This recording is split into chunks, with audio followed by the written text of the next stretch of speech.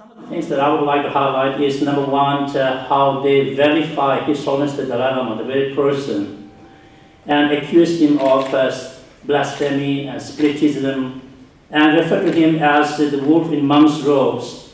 And anybody who has even a picture of His Holiness the Dalai Lama in Tibet, that is a good enough reason for them to be persecuted. And one of the major concerns we have is about the Chinese government's control over the reincarnation system of Tibet, which is a very serious matter, as many of you probably know, that they have the list of what they call the living Buddhas, which does not include His Holiness the Dalai Lama, but at the same time, so they are very much worried about His Holiness' next reincarnation, and they want to make sure that they want to control everything just as they did with the Tenzin Lama.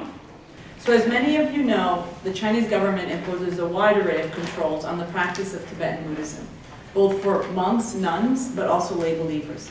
And over the past decade, the measures being employed have become increasingly intrusive.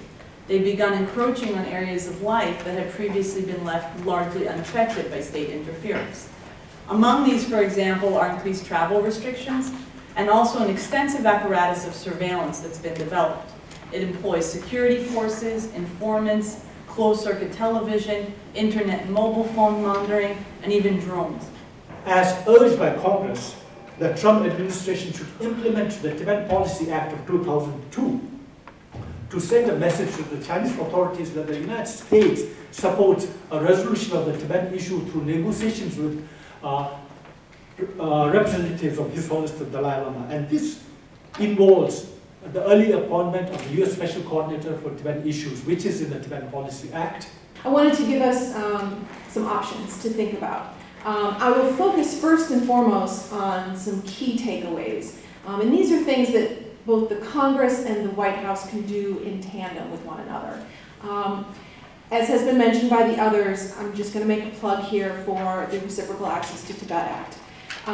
As Judy mentioned at the very outset, for too long the U.S. and other international stakeholders, including the United Nations, we've not had consistent, open, and unfettered access to Tibet, and there's no excuse for that.